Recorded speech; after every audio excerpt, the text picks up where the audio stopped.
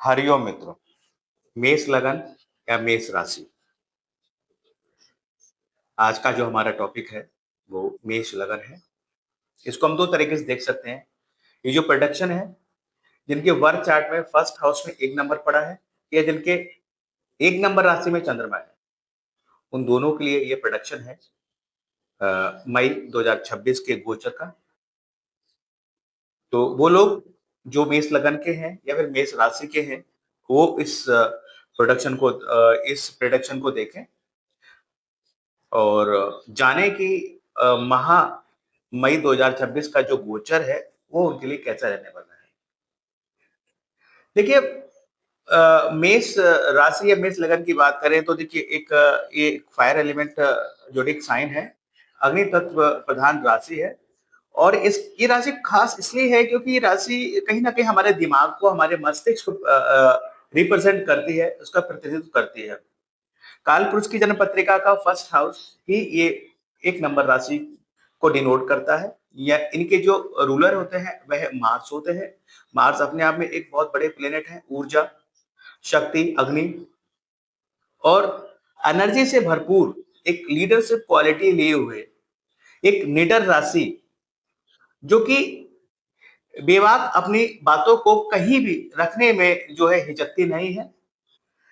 ये लोग स्पेशली एक बड़े खिलाड़ी हो सकते हैं। ये लोग पुलिस में या फिर मिलिट्री में या फिर बिजली से जुड़े अन्य कामों में या फिर कहा तो ब्लड बैंक्स, इन सारे एरियाज में या फिर कोई सर्जन, डॉक्टर, इन सारे फील्ड्स में इन लोगों का करियर अधिकतम देखा गया है।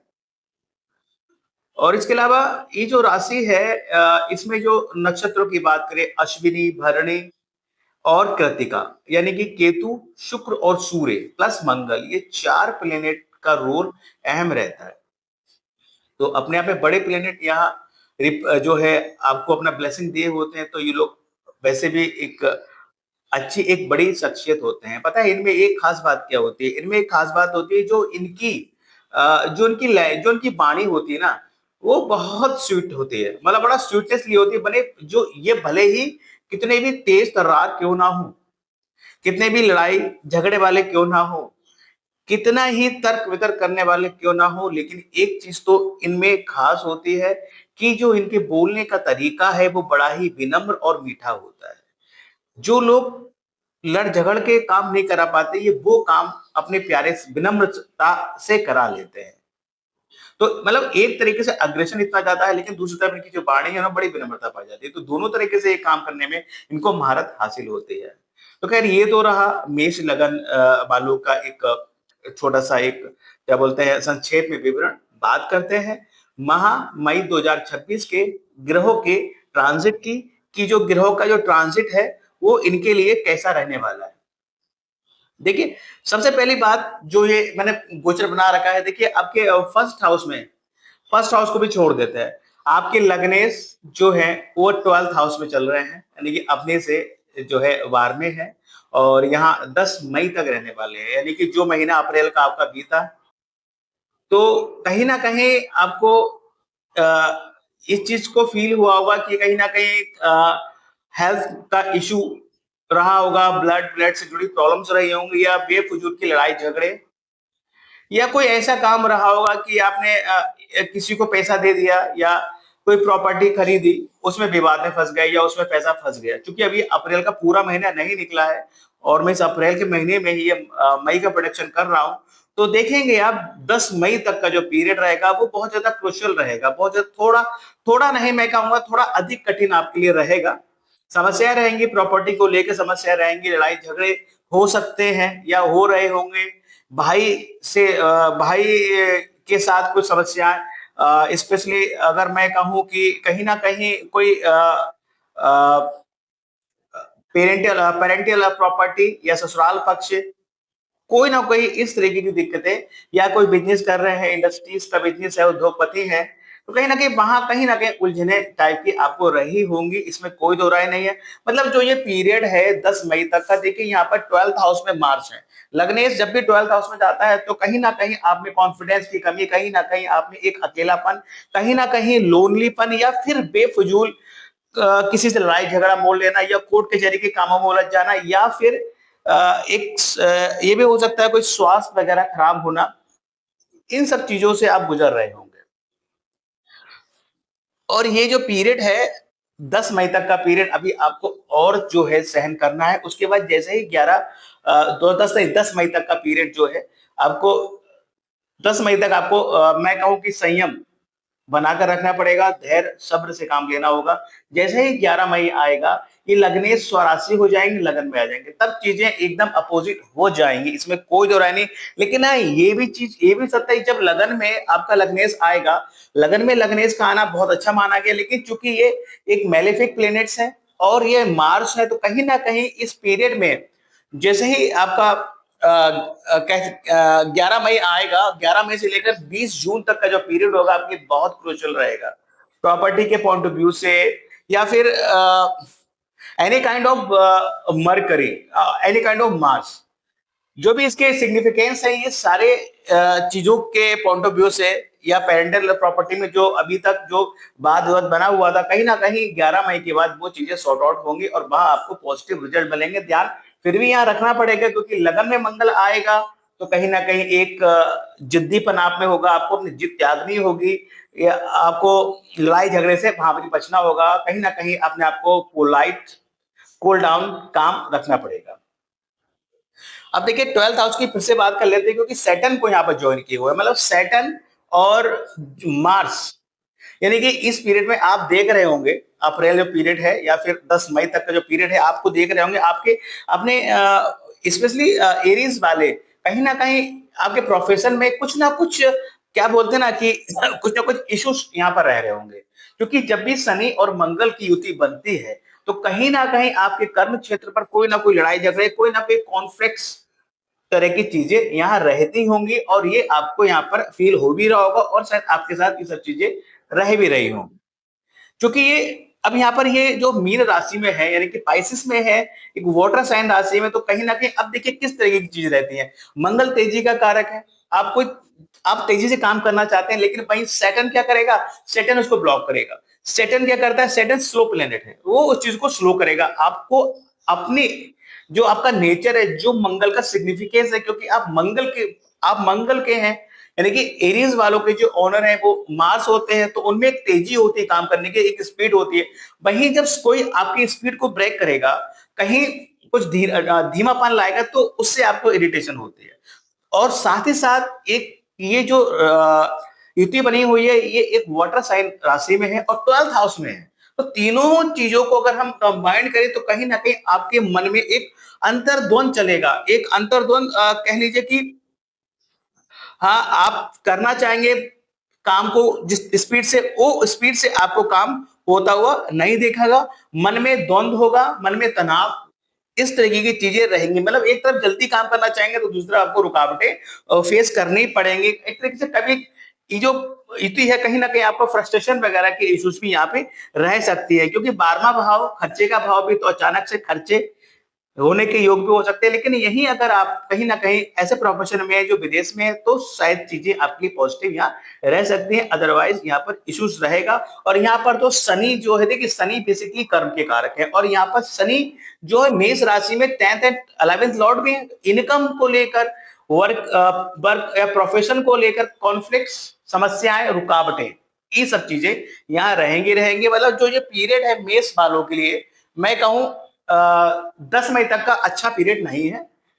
हालांकि मेष वालों को मैं ये एडवाइस इस पीरियड में कर ही रहा हूं कि जब तक सैटर्न आपके 12th हाउस में है यानी कि जून 2027 तक, तब तक आप इसकी रेमेडी करते रहे क्योंकि ये कहीं ना कहीं चैलेंजेस आपको आपके वर्किंग में देता ही रहेगा, लॉसेस आपको देता ही रहेगा, परेशानियां आपको देता ही रहेगा। घर में कोई बड़ा बुजुर्ग, उस पर खर्चा, उसके मेडिकल पर खर्चा, चिकित्सा पर खर्चा, इस तरह की चीजें यहाँ पर आपके बने ही रहेंगी। यहाँ पर देखिए एक संभावना और होती है, कहीं ना मीन राशि एक स्पिरिचुअल बॉर्डर साइन का एक स्पिरिचुअल जोडिंग साइन में, तो कहीं ना कहीं अगर इस पीरियड में आप स्पिरिचुअलिटी की तरफ अगर जा रहे हैं तो कुछ ना कुछ राहत आपको यहाँ आपको मिलती हुई दिखेगी। अब इसके अलावा एक पॉजिटिव देखिए चीज देखते हैं हम आपको। अब दूसरा योग बना है आपके लगन में, यानी कि बुध आदित्य योग आपके लगन में बना हुआ है, सूर्य उच्च के है। सबसे अच्छी चीज क्या है, आपके फिफ्थ लॉर्ड उच्च के होकर आपकी लगन में बैठे हैं।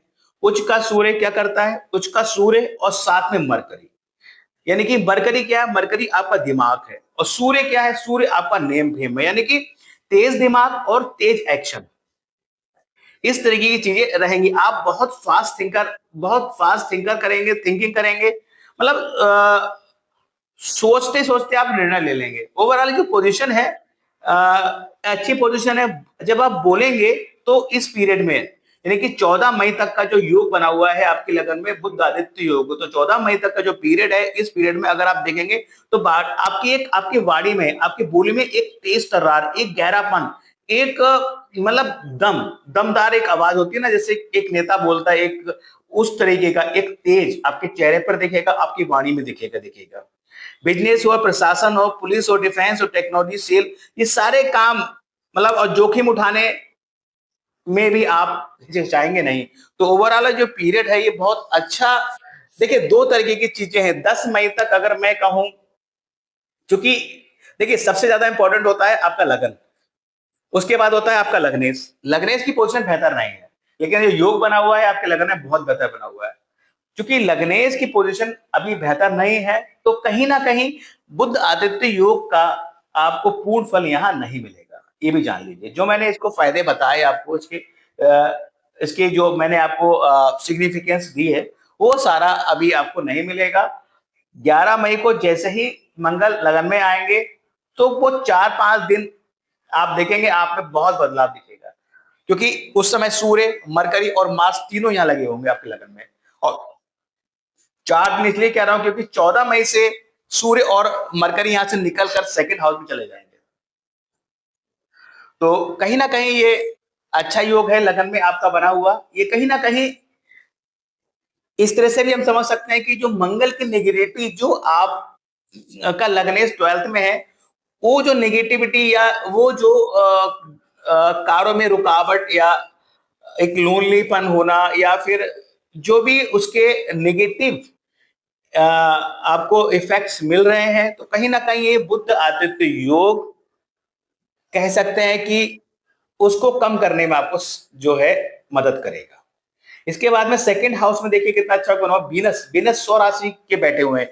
वीनस जो है आपके सेकंड लॉर्ड होकर सेकंड हाउस में बने हुए हैं। धन के पॉइंट ऑफ व्यू से बहुत अच्छा है। घर परिवार में कोई गेट टुगेदर हो सकता है, और क्योंकि सेवंथ लॉर्ड भी ये है, तो ओवरऑल पार्टनरशिप, बिजनेस से लाभ, इस तरीके की चीजें यहाँ पर देखने को मिल सकती हैं। जुपिटर देखिए, जुपिटर जो कि आपके हैं 9th और 12th लॉर्ड, आपके भाग के स्वामी है और आपके व्यय के स्वामी है। ये थर्ड हाउस में बने बैठे हुए, तो कहीं ना कहीं मैं कहूं कि, और यहाँ बैठकर भागों को देख रहे हैं, अच्छा योग है। मैं इस योग को अच्छा बुरा नहीं मानता, लेकिन हाँ थोड़ा एफर्ट्स लगेंगे भाग को जागृत करने के लिए। जो भाग आपका सपोर्ट कर रहा है उसमें इस पीरियड में वैसे भी आपको मेहनत करनी पड़ रही होगी, और जितनी मेहनत आप यहाँ पर कर रहे हैं उतना ही भाग आपका सपोर्ट करेगा। इस तरीके का योग जुपिटर बना हुआ है। लेकिन अगले महीने से जुपिटर की राशि बदलेगी, कहीं ना कहीं कर्क राशि में जब जाएंगे, तो वहां आपके लिए सुखों में वृद्धि, घर, हाउस, प्रॉपर्टी या व्हीकल, इन सारा मतलब, और माता, इन सब चीजों में कहीं ना कहीं भाग का सपोर्ट आपको अधिक मिलेगा, या कह लीजिए अधिक फलित होगा।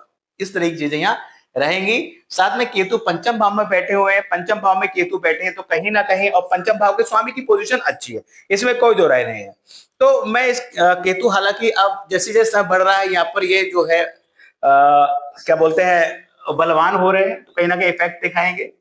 ठीक है, 14 मई तक का पीरियड बेहतर रहेगा, लेकिन उसके बाद जैसे ही सूर्य सेकंड हाउस में आएंगे, तो कहीं ना कहीं ये केतु क्या करेंगे। केतु का एक सिग्निफिकेंस होता है कि केतु डिटैचमेंट देता है, केतु लेट गो की भावना चाहता है। तो कहीं ना कहीं बच्चे हैं या फिर जिनसे प्रेम करते हैं, कहीं ना कहीं उनसे बातचीत में कमी वगैरह यहाँ पर ये दे सकता है। लेकिन अगर यहाँ पर कहीं ना कहीं आपके पिता से भी एक डिटैचमेंट आपको या आपकी तरफ से कहीं ना कहीं बातचीत में कमी रह सकती है, तालमेल, मतभेद रह सकते हैं। लेकिन यहाँ अगर स्पिरिचुअलिटी को आप ज्वाइन करते हैं, आपके बच्चे ज्वाइन करते हैं, आपके पिता अगर स्पिरिचुअल हैं, तब ये चीजें इतनी इफेक्टिव नहीं होंगे। लेकिन केतु है, अगर इस तरीके की इश्यूज हैं, प्रेम संबंधों में दूरियां बढ़ रही हैं, या फिर कोई बेबी प्लान आपका चल रहा है, तो कहीं ना कहीं ये केतु यहाँ पर सर्जरी भी करा सकता है। इस तरह की चीजें यहाँ रह सकती हैं। जो लोग क्रिएटिविटी का काम करेंगे, ज़्यादा मेहनत करनी पड़ेगी उनको। इस तरीके का ये एक मिला-जुला एक इफ़ेक्ट है। राहु की पोज़ीशन देखिए, राहु की पोज़ीशन बहुत अच्छी है, बिज़नेस के पॉइंट ऑफ व्यू से अच्छा योग है, छोटी-मोटी यात्राएँ भी हो सकती हैं बिज़नेस के पॉइंट ऑफ व्यू से, इनकम बढ़ेगी।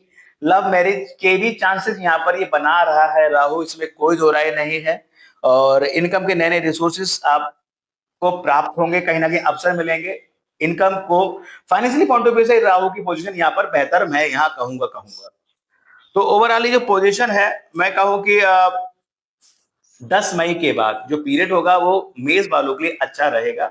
अभी जो पीरियड चल रहा है, आपको थोड़ा-सा स्ट्रगल, थोड़ी-सी समस्याएँ आपको दे ही रहा होगा। हेल्थ का इश्यू है या फिर प्रॉपर्टी विवाद है, भाई के साथ कोई समस्या है, लड़ाई-झगड़े हैं, वर्किंग प्लेस पर कॉन्फ्लिक्ट्स हैं, इस तरीके की चीज़ें जो आपकी चल रही हैं, कहीं न कहीं सूर्य बुध आदित्य योग लगाए लगन में उससे कहीं न कहीं कुछ चीज़ें आप हैंडल कर पाएँगे, लेकिन ओवरऑल जैसे 11 मई आएगा चीज़ें थोड़ी नहीं बहुत ज़्यादा एकदम अपोज़िट हो जाएँगी और वो चीज़ें आपके फ़ेवर में आ जाएँगी।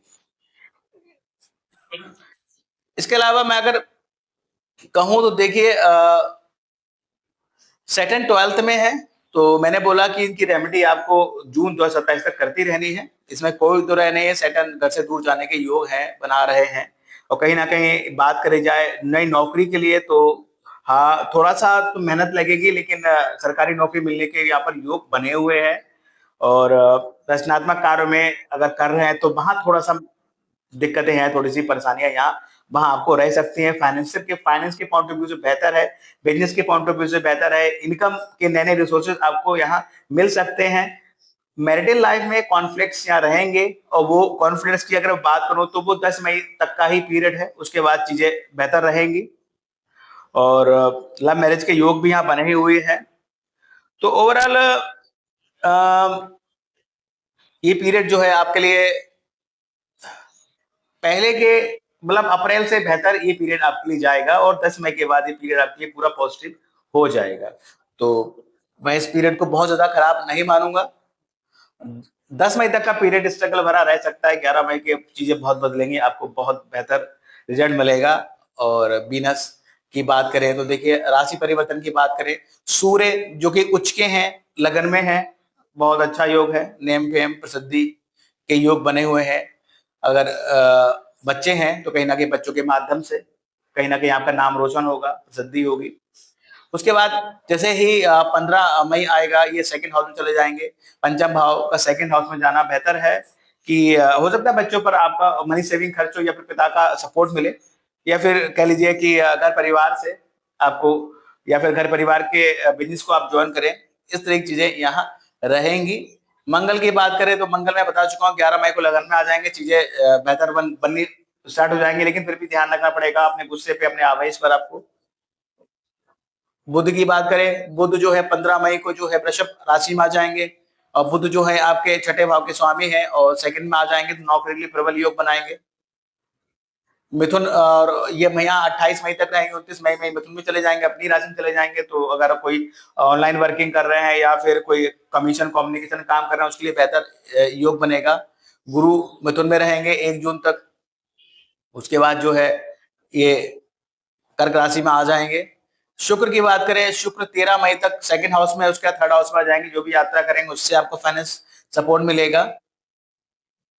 शनि 2 जून तक 27 2 जून 27 तक जो है 12th हाउस में रहेंगे, इनकी रेमेडी आपको लंबे पीरियड तक करनी है। ओवरऑल राहु को केतु का जो बता ही चुका हूँ कि दिसंबर तक जो है रहेंगे। इसके अलावा देखिए बात करते हैं कुछ रेमेडी सेशन की पूर्णिमा 1 मई की पूर्णिमासी है तो कहीं न कहीं 4th हाउस से रिलेटेड समस्याएँ हैं या फिर कह लीजिए कि माता से संबंध अच्छे नहीं है, माता के साथ वैचारिक मतभेद हैं, सुखों में कमियाँ हैं। तो निसंदेह आप अपना ये मेडिटेशन आप कर सकते हैं और स्पेशली मेष वालों को तो साल में 1 या 2 बार रुद्राभिषेक अवश्य कराना चाहिए अपने सुखों की कामना के लिए, सुखों में बढ़ोतरी के लिए, माता के आशीर्वाद प्राप्ति के लिए, माता के साथ अच्छे संबंध बने रहे, माता का स्वास्थ्य अच्छा रहे। इन सब चीज़ों के बिहाफ़ पर आपको सब चीज़ें करानी चाहिए। अमावस्या 16 मई की अमावस्या पड़ेगी तो इवन जिन लोग के जन्म पत्रिका में राहु की पोज़ीशन अगर अच्छी नहीं है और राहु का नेगेटिव इफ़ेक्ट आपको प्राप्त हो रहा है, कहीं न कहीं राहु राहु से आप परेशान हैं तो आप अमावस्या वाले दिन सुबह जल्दी उठकर ब्रह्म मुहूर्त में उठिए, विष्णु सहस्त्रनाम का पाठ करें और नारियल प्रवाहित करें बहते जल में। अगर कहीं नहर की व्यवस्था नहीं है तो यथा सामर्थ्य मंदिर नारियल दान दे सकते हैं। प्रदोष की बात करें 14 और 28 मई को प्रदोष है, दोनों ही व्रत गुरुवार को पड़ रहे हैं, इसलिए गुरु प्रदोष इनको कहेंगे। और ओवरऑल चौथे भाव के अच्छे परिणाम प्राप्त करने के लिए आपको ये प्रदोष व्रत करने चाहिए। इस दिन शिवालय जाएं, शिव जी पर जलाभिषेक करें और पूजा अर्चना करें और एक माला पंचाक्षर मंत्र का जाप आप अवश्य करें वहां बैठकर। चतुर्थी की बात करें 5 मई को संकष्टी है और 19 मई को विनायक चतुर्थी है। कहीं ना कहीं मेहनत बहुत करते हैं, रिजल्ट नहीं मिलता, नौकरी करते हैं और फिर भी कर्जा चढ़ा हुआ है, शत्रु बने हुए हैं और कहीं ना कहीं बीमारियों ने घेर रखा है। इस तरीके के अगर इश्यू है तो आप चतुर्थी की व्रत करें, निसंदेह आपको वहां पर नेगेटिव इफेक्ट्स आपके कम होंगे और हल्के हल्के देखेंगे तब जो है प्रभु गणेश जी की आपको कृपा प्राप्त होगी और कहीं ना कहीं पॉजिटिव रिजल्ट यहाँ मिलने आपको स्टार्ट हो जाएंगे। एकादशी 13 मार्च को जो है, 13 मई को अपरा एकादशी है और 27 मई को पगनी एकादशी है। ये जो है भाग्य को प्रबल कर, भाग्य के पॉइंट ऑफ व्यू से भगवान श्री विष्णु हरि की आराधना के दिन है। इस दिन अगर आपका भाग्य आपको सपोर्ट नहीं कर रहा है, निसंदेह मेष वालों को एकादशी के व्रत करने चाहिए। इन शॉर्ट में ये कहूंगा ताकि उनका भाग्य प्रबल रहे।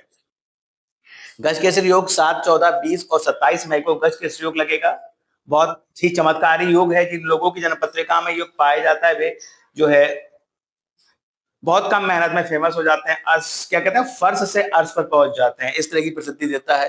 अब देखिए शुक्र और बुध का परिवर्तन योग यहाँ बना हुआ है। 15 मई से लेकर 28 मई तक का जो पीरियड है वो कहीं ना कहीं शुक्र और जो है जुपिटर का, यानी कि देखिए मरकरी यहाँ आ जाएंगे और वीनस यहाँ आ जाएंगे, यानी कि सेकेंड लॉर्ड और थर्ड लॉर्ड का जो है सेकेंड लॉर्ड थर्ड लॉर्ड का जो है एक परिवर्तन योग है।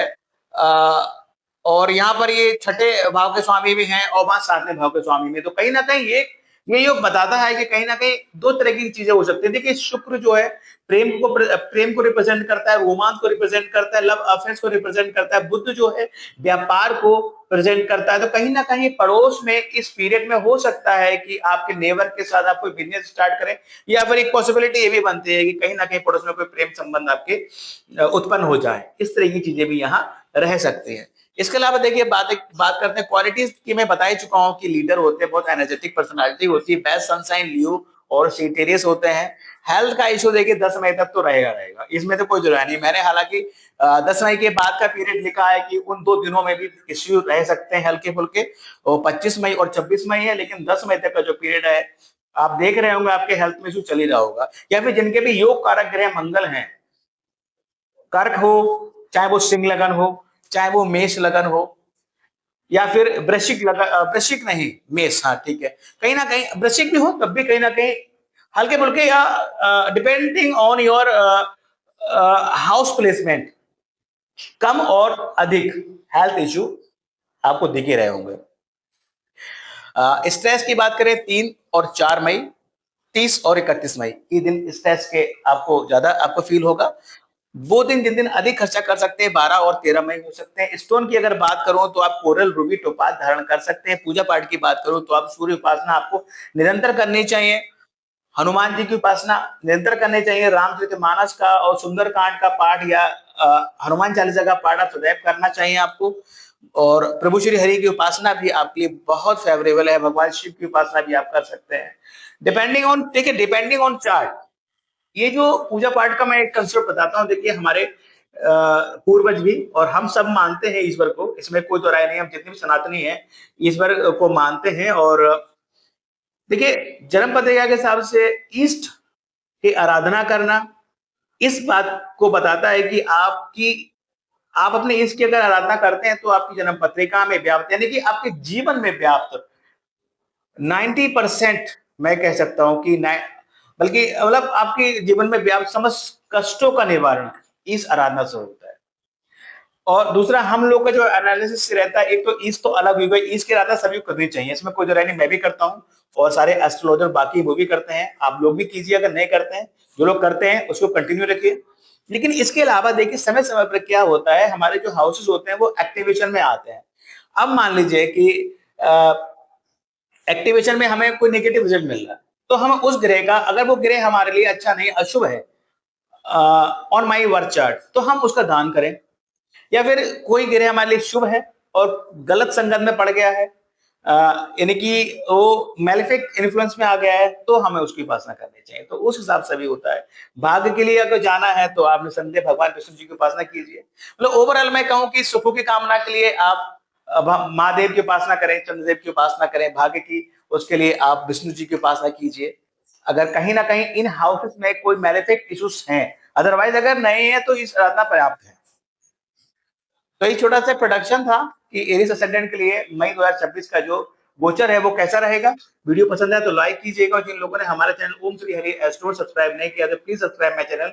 साथ ही साथ आपसे रिक्वेस्ट है, जो लोग आपके संपर्क में हैं और एरिस असेंडेंट है या मेष राशि अथवा मेष लगन के लोग हैं, उनको वीडियो फॉरवर्ड करें ताकि वो जाने कि मई का जो गोचर है वो कैसे रहने वाला है। So at the end of the video, thank you very much. Radhe Radhe, जय माता दी।